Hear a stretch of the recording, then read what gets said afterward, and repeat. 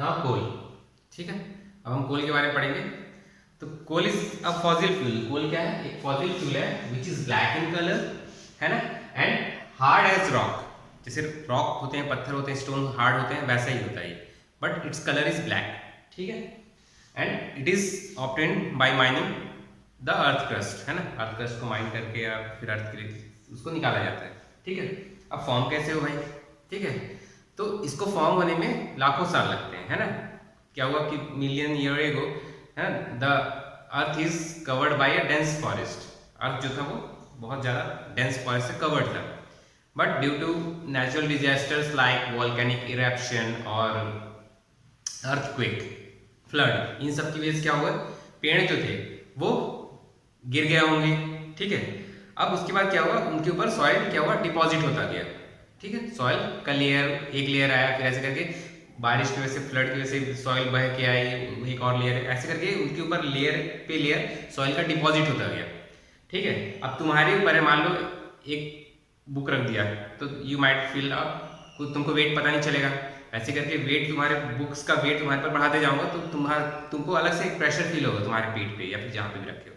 वैसे ही वहाँ पर हुआ कि जैसे जैसे लेयर जमा होता गया सॉइल का, तो अंदर जो प्लांट्स थे, है ना, देवर डिकम्पोज, है, एक तो डिकम्पोज हो रहे थे, और साथ ही साथ under high pressure and high temperature, जैसे जैसे अंदर जाते हैं तो कोर की तरफ तो टेम्परेचर बढ़ता जाता है, तो under high pressure and high temperature those dead plants got converted into the coal. इसमें कन्वर्ट हो गए, वो कोल में कन्वर्ट हो गए। समझ में आया?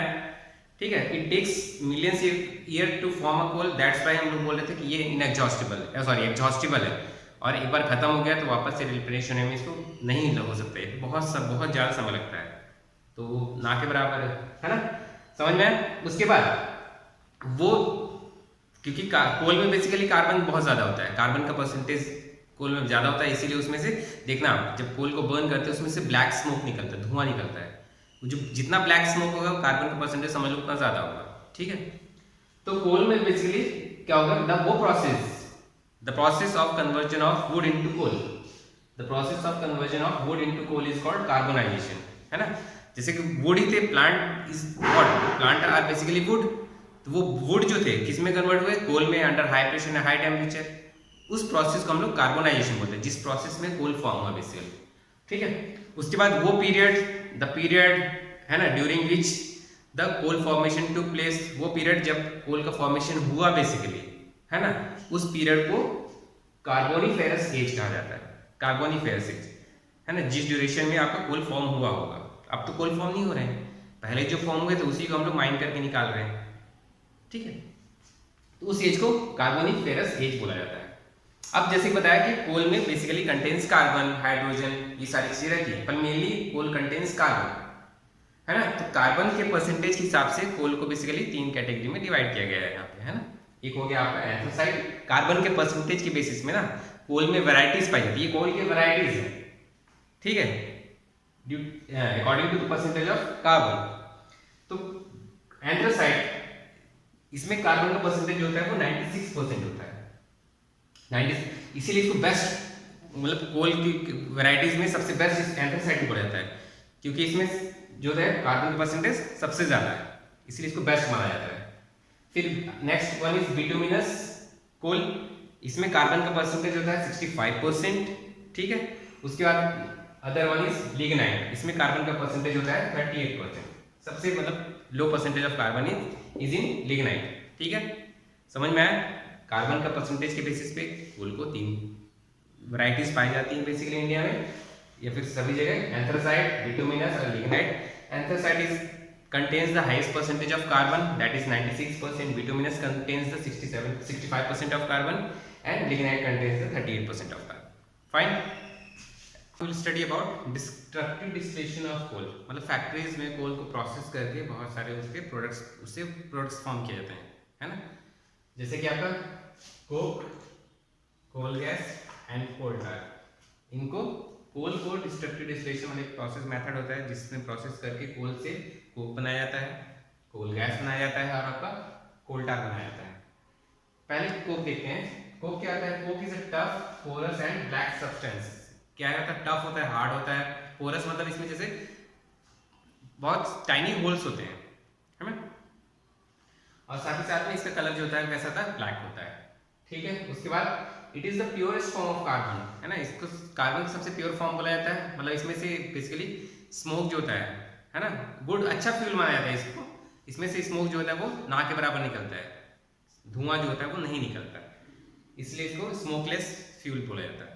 ठीक है, उसके बाद बेसिकली इसको बहुत सारे मेटल ऑक्साइड्स को रिड्यूस करने के लिए और एक्सट्रैक्शन, मेटल के एक्सट्रैक्शन में यूज किया जाता है। स्टील को मैन्युफैक्चरिंग में भी इसका कोक का यूज किया जाता है। समझ में आया? Second one is coal gas. तो जब कोल को प्रोसेस करके कोक बनाते हैं, है ना, कोल को प्रोसेस करते हैं और उसमें से जो कोक बनाते हैं उसी प्रोसेस में आपका कोल गैस फॉर्म होता है। तो obtain during the process of coal to get coke, है ना, जब कोक ऑब्टेन करने के लिए कोल को जब प्रोसेस कर देते हैं तो उसमें से जो गैस निकलता है उसी को कोल गैस बोलते हैं। इसको भी फ्यूल की तरह एज अ फ्यूल यूज करते हैं। जैसे जहाँ पे ये प्रोसेस होता है उसके आसपास मान लीजिए कोई स्मॉल फैक्ट्रीज हैं जहाँ पे उनको यूज है तो वो उसको यूज करते हैं। इसके अलावा पहले के टाइम पे इससे मतलब आपका लाइटनिंग और के लिए भी यूज किया जाता है, कुकिंग और लाइटनिंग के लिए भी कोल गैस को यूज किया जाता था। ठीक है, लास्ट वन इज कोल टार। कोल टार आप सबसे ज्यादा इसी के बारे में फैमिलियर होंगे, कोल टार क्या होता है। ठीक है, तो कोल टार क्या होता है, ब्लैक थिक विस्कस फ्लूइड होता है, मतलब ब्लैक कलर का होता है और विस्कस मतलब गाढ़ा होता है, लिक्विड फॉर्म में होता है। ठीक है, अब बेसिकली इसको रोड जो बनाते हैं ना, रोड को बनाने के बाद ऊपर देखना ब्लैक कलर का है एक लेयर वो करते हैं, स्प्रेड करते हैं। ठीक है, तो वो जो ब्लैक कलर का लेयर जो डालते हैं दैट इज आपका कोल टार। पहले कोल टार यूज होता था, आज की डेट में बेसिकली बिटुमेन यूज करते हैं। ये पेट्रोलियम प्रोडक्ट है which is use to make road, है ना, bitumen is a petroleum product which is use to make road. पर पहले भी कोल टार भी बहुत जगह भी यूज होता है, पहले यूज होता था। ठीक है, कोल टार तो रोड बनाने के लिए यूज किया था कोल टार को। उसके अलावा कोल टार में basically is a constituent of 200 substances, मतलब बहुत सारे सब्सटेंस को मिला के कोल टार फॉर्म होता है। ठीक है, तो इसलिए इसका यूज भी बहुत वाइड है, मतलब कोल टार का यूज बहुत ज्यादा यूज होता है, मतलब हर चीज में लगभग वही यूज होता है कोल टार का। ठीक है, जैसे कि आपका पेस्टिसाइड्स बनाने में, सिंथेटिक फाइबर बनाने में, पेंट्स बनाने में, एक्सप्लोजिव्स बनाने में, फोटोग्राफिक फिल्म्स बनाने में, बहुत सारी चीजों में कोल टार का यूज किया जाता है। ठीक है, तो ये तीन मेन प्रोडक्ट थे जो कोल को प्रोसेस करके हम लोग ऑब्टेन करते हैं। ठीक है, इसमें से कोल कोक जो था that is best smokeless fuel बोलते हैं इसको। ठीक है, क्योंकि इसमें कार्बन का परसेंटेज सबसे कम हो जाता है, मतलब हाँ कार्बन का परसेंटेज बहुत कम रहता है। ठीक है, एनी डाउट इसमें किसी को? तो ये आपका कोल हो गया। अब हम इसके बाद पेट्रोलियम के बारे में पढ़ेंगे। ठीक है, पेट्रोलियम, उसके बाद नेचुरल गैस, पेट्रोलियम कैसे ऑब्टेन किया जाता है, ये सब चीजों के बारे में हम पढ़ेंगे। So next topic is petroleum. जैसे हमने कोल के बारे में पढ़ा, हम पेट्रोलियम के बारे में पढ़ेंगे। ठीक है, जैसे कोल मेनली कंटेन्स कार्बन, है ना, वैसे petroleum mainly contains are found by the hydrocarbons, है ना, जिसमें हाइड्रोजन और कार्बन दोनों प्रेजेंट रहते हैं, उनको हाइड्रोकार्बन बोलते हैं। तो petroleum mainly contains hydrocarbons, sorry, petroleum mainly contains hydrocarbons. ठीक है, इसमें कार्बन का जो नंबर्स है that can be very from 1 to 100, carbon जो होता है वो वेरी करता है, कार्बन को नंबर्स जो होते हैं उसमें वेरी करते हैं। ठीक है, सो पेट्रोलियम जो हुआ वो मेनली दो वर्ड से बना हुआ है, पेट्रा एंड ऑलियम। पेट्रा का मतलब होता है रॉक एंड ऑलियम का मतलब होता है ऑयल। तो रॉक के बीच में जो ऑयल होते हैं उन्हीं को पेट्रोलियम बोलते हैं। ठीक, अब इनको माइनिंग करके नहीं, इनको ड्रिलिंग करके निकाला जाता है। जैसे हम लोग पानी निकालते हैं, है ना, बोर करते हैं, वैसे ही इनको भी ड्रिल करके, बोर करके वहां से फिर ऑयल को निकाला जाता है। ठीक है, उसके बाद क्या हुआ कि बेसिकली पेट्रोलियम जो होता है अब फॉर्म कैसे हुआ, तो जैसे ही बताया था कि प्लांट्स से आपका कोल बना, वैसे ही एनिमल से, लिविंग ऑर्गेनिज्म से आपका पेट्रोलियम बना। ठीक है, तो क्या हुआ कि मान लो ओशन का परसेंटेज भी उतना ही ज्यादा था पहले के टाइम पे, है ना, ओशन में बहुत सारे एनिमल्स होते हैं, लिविंग ऑर्गेनिजम्स होते हैं। जब वो मरते थे तो they got buried under the sand and clay, है ना, वो जैसे मरे तो वो समुद्र के नीचे, ओशन के नीचे लेयर में जाके सेटल हो जाते थे, वहां पे उनके ऊपर सैंड और क्ले जो था डिपॉजिट हो जाता था। फिर same process under high pressure and high temperature those animals got converted into the petroleums, है ना, those dead animals got converted into the petroleum. ठीक है, क्यों? क्योंकि एनिमल में फैट हो गया, फिश ऑयल हो गया, एनिमल से बहुत सारा फैट होता है, ऑयल का परसेंटेज में बहुत ज़्यादा होता है, फैट का परसेंटेज। ठीक है, तो वो जो होता है बेसिकली पेट्रोलियम फॉर्म करने में उनको हेल्प किया था पहले टाइम पे। ठीक है, अब अगेन इसको भी बहुत टाइम लगता है बनने में, same process, it takes millions of years to form a petroleum. ठीक है, पेट्रोलियम बनाना तो वैसे ही यहाँ पे पेट्रोलियम फॉर्म हो गया।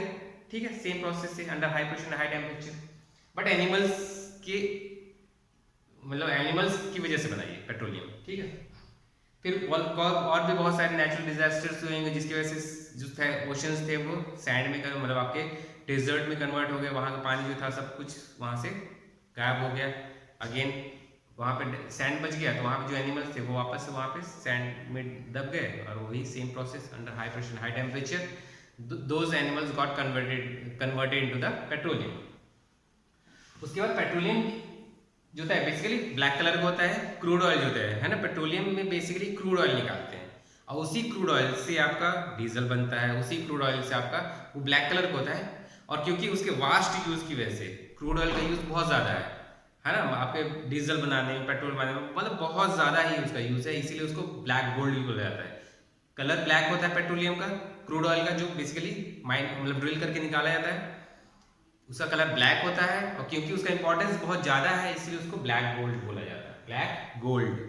ठीक है, अब जैसे कि बता रहा हूँ कि petroleum is a mixture of various constituents और फ्रैक्शंस बोल दो, जैसे कि आपका पेट्रोल हो गया, डीजल हो गया, पेट्रोलियम गैस हो गया, लुब्रिकेटिंग ऑयल्स हो गया, पैराफिन वैक्स हो गया, बहुत सारी चीज़ें होती हैं। इन सब का मिक्सचर जो होता है वो पेट्रोलियम में होता है, मतलब पेट्रोलियम में ये सारी चीज़ें प्रेजेंट होती हैं। ठीक है, अब इन सब चीज़ों को जैसे हम पेट्रोल अलग यूज़ करते हैं, डीजल अलग यूज़ करते हैं, है ना, पैराफिन वैक्स अलग यूज़ करते हैं जिससे आपका कैंडल बनता है, वैसलीन बनते हैं, इन सब चीज़ों को अलग करते हैं, लुब्रिकेटिंग ऑयल अलग होता है। तो इन सब चीज़ को सेपरेट किया जाता है, सेपरेट है ना, अलग अलग टेम्परेचर पे हीट करके उसी चीज़ एक ही चीज़ को, मतलब वही क्रूड ऑयल जो माइन करके मतलब ड्रिल करके निकाले हैं, उसी को अलग अलग टेम्परेचर पे हीट करके आपका ये सारी चीज़ें बनाई जाती हैं, ऑब्टेन की जाती है, मतलब पेट्रोल, डीजल, पेट्रोलियम गैस, ये सारी चीज़ें। ठीक है, इन इसके प्रोसेस को मतलब जैसे कंस्टिट्यूएंट है ये सब मिक्स होते हैं पेट्रोलियम में, अब इनको अलग करने का जो प्रोसेस होता है वही आपका रिफाइनिंग कहलाता है। The process of separation of the constituent of petroleum, constituents और इसी फ्रैक्शंस भी बोल लो, fractions of petroleum is known as refining और फ्रैक्शनल डिस्टिलेशन। फ्रैक्शन है, फ्रैक्शंस को अलग करने के, ये सारे फ्रैक्शंस है उसके पेट्रोलियम के कंस्टिट्यूएंट्स हैं, तो इनको सेपरेट करने का प्रोसेस हुआ उसी को रिफाइनिंग बोलते हैं या फिर फ्रैक्शनल डिस्टिलेशन बोलते हैं, है ना। अगेन पेट्रोलियम में बहुत सारे प्रोडक्ट्स प्रेजेंट रहते हैं, कंस्टिट्यूएंट उसके होते हैं, उन सबको सेपरेट करने का जो प्रोसेस होता है उसको हम रिफाइनिंग बोलते हैं या फिर फ्रैक्शनल डिस्टिलेशन बोलते हैं। ठीक है, तो ये चीजें जो होती है फ्रैक्शनल डिस्टिलेशन, ये रिफाइनिंग होता है, पेट्रोलियम रिफाइनरीज होते हैं, उसके अंदर क्या होता है, आपका फ्रैक्शनेटिंग टावर होता है, फ्रैक्शनेटिंग टावर होता है, उसमें क्या किया जाता है पाइप के थ्रू, ठीक है, पेट्रोलियम को, क्रूड ऑयल को पास किया जाता है, फिर टेम्परेचर बताया ना, अलग अलग टेम्परेचर पे हीट करके ये सारी चीज़ों को सेपरेट किया जाता है। जैसे कि आपका फॉर एग्जांपल जो पैराफिन वैक्स और लुब्रिकेटिंग ऑयल है, इनको हीट करने के लिए that needs more than 370 degree Celsius, 370 degree Celsius से ज़्यादा पे हीट करने पर ये चीज़ें सेपरेट होती है। ठीक है, उसके बाद जैसे जैसे टेम्परेचर थोड़ा कम करते जाते हैं अलग अलग टेम्परेचर पे, जैसे आपका मान लीजिए कैरोसिन हो गया, कैरोसिन भी सीन पाया जाता है, उसको 150 डिग्री सेल्सियस से ज़्यादा टेम्परेचर पे हीट करने पे, तो अलग अलग टेम्परेचर पे हीट करके ये सारी चीज़ें ऑपरेट की जाती है अलग अलग टेम्परेचर पे। फाइन, अब उसके बाद पेट्रोलियम का यूज़ जैसे बता रहा हूँ, पेट्रोलियम का यूज़ बहुत ज़्यादा है व्हीकल को रन करने में, है ना, सिंथेटिक फाइबर्स बनाने में, एक्सप्लोजिव्स बनाने में, मतलब बहुत ज़्यादा डाइज बनाने में, ये सब बनाने में, पेंट्स बनाने में, ये सब चीज़ों बनाने में आपको पेट्रोलियम का यूज़ होता है, इसीलिए इसका इंपॉर्टेंस बहुत ज़्यादा है। बट पेट्रोलियम को जो एज अ फ्यूल हम लोग व्हीकल में यूज़ करते हैं बेसिकली, है ना, या फिर इंडस्ट्रीज में यूज़ करते हैं, तो इसमें कार्बन प्रेजेंट होता ही है, और कार्बन प्रेजेंट होगा तो उसमें से जो स्मोक होगा उसमें कार्बन डाइऑक्साइड प्रेजेंट होगा, और कार्बन डाइऑक्साइड जो होता है इज अ पॉल्यूटिंग गैस, है ना, पॉल्यूट करता है एनवायरमेंट को, एटमॉस्फेयर को। ठीक है, तो इसीलिए पेट्रोलियम के प्रोडक्ट को मतलब पेट्रोलियम का यूज़ को ये भी है, फॉसिल फ्यूल्स अगेन बताया था, फॉसिल फ्यूल्स से मतलब लिमिटेड अमाउंट में ही प्रेजेंट है। ठीक, जैसे दुबई है, दुबई में जो है अपने मतलब यूएई जो है, सऊदी, ये सब जो है अपने ऑयल वेल्स के उस पर वजह से इतना वो है, मतलब ग्रो कर रहे हैं, डेवलप कर रहे हैं। पर इनको पता है कि क्योंकि आने वाले समय में वो चीज़ें खत्म हो जाएंगी, तेल कब तक निकलेगा, है ना। तो इसलिए दुबई जो है बेसिकली, ये फिर यूएई जो है वो अपने इंफ्रास्ट्रक्चर को डेवलप करने में इतना ध्यान दे रहा है, ताकि टूरिज्म की वजह से उसमें इतना पैसा है कि उसका जो है कंट्री का जो नीड्स हैं वो पूरी हो जाए, उसका जीडीपी मेंटेन रहे टूरिज्म की वजह से। क्योंकि आज हम लोग दुबई जाते हैं, बहुत सारे लोग दुबई घूमने जाते हैं, तो वो मेंटेन रहे, क्योंकि दुबई इतना सुंदर है, इतना अच्छा बनाया है, उनको बहुत सारी ऐसी चीज़ें हैं जो आपको देखने लायक वहाँ पे। तो इतना इसलिए वहाँ से लोग टूरिज्म मतलब जाते हैं, टूरिस्ट आते हैं, तो उसकी वजह से कंट्री का जो जीडीपी है, वहाँ पे जो पैसे आते हैं, फॉरेन मनी जो आते हैं, वो कंटिन्यूएशन में है। ठीक है, तो आने वाले समय में ऐसा हो, इसलिए वो ऐसा इतना डेवलपमेंट में ध्यान दे रहे हैं। ठीक है, तो पेट्रोलियम में जैसे बताया कि ये पॉल्यूटिंग फ्यूल एक तरह से, है ना, पॉल्यूशन होता है इसकी वजह से। उसको रिप्लेस करने के लिए चाहे तो सीएनजी को यूज करना चाहिए। इसका मतलब है कंप्रेस्ड नेचुरल गैस।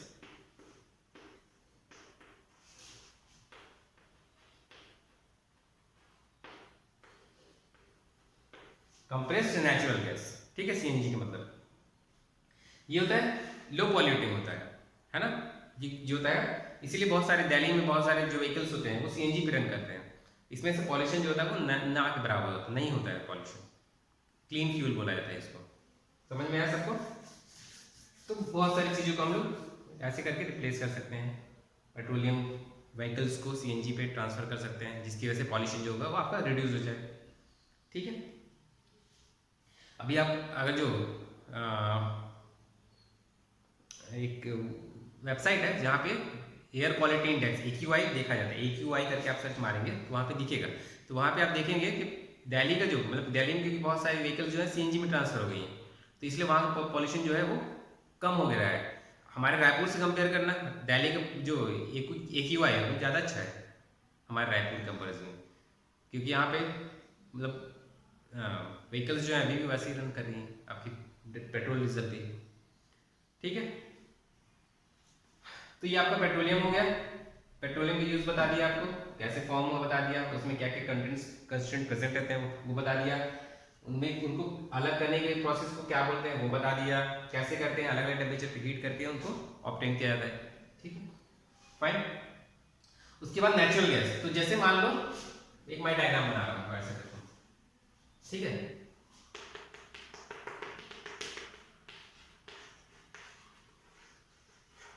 मान लो ये रॉक वाला, ये रॉक पार्ट है, यहीं पे आपका समझ लो, इसको माइन करके यहां से क्रूड ऑयल निकाला जाता है, क्रूड ऑयल। इसी के ऊपर के पार्ट में, इसी के ऊपर के पार्ट में क्या आपका नेचुरल गैसेस होते हैं। अब नेचुरल गैस के बारे में बता रहा हूं, तो नेचुरल गैसेस होते हैं। अब नेचुरल गैस जो होता है वो मतलब सीधी सी बात है, क्रूड ऑयल के ऊपर की लेयर में रहते हैं। ठीक है, और ये रेडी टू यूज फ्यूल होता है, मतलब आप पाइप के थ्रू डायरेक्ट इसको इंडस्ट्रीज में या फिर होम्स में ट्रांसफर कर सकते हैं, बिना कुछ प्यूरिफाई किए, बिना कुछ एक्सट्रैक्शन किए, कुछ भी डायरेक्ट आप इसको यूज कर सकते हैं। इसीलिए रेडी टू फ्यूल बोला जाता है, रेडी टू यूज बोला जाता है। ठीक है, जिसको आप डायरेक्ट वहां से मतलब क्या बोलते हैं, पाइप्स के थ्रू उसको एक्सट्रैक्ट के बाहर निकालें और डायरेक्ट आप उसको इंडस्ट्रीज में या जहाँ को आपको यूज करना है उसको आप यूज कर सकें नेचुरल गैस को। ठीक है, जहां पे क्रूड ऑयल है वहीं के आसपास नेचुरल गैसेस भी होते हैं। ठीक है, उसके ऊपर लेयर में होते हैं, और यहाँ से आप क्लीन फ्यूल होता है, उसके बाद लो पॉल्यूटिंग होता है, और डायरेक्ट आप इसको हाउसेस में या फिर इंडस्ट्रीज में भेजकर डायरेक्ट इसको आप यूज कर सकते हैं नेचुरल गैसेस को। ठीक है, तो ये आपका हो गया नेचुरल गैस भी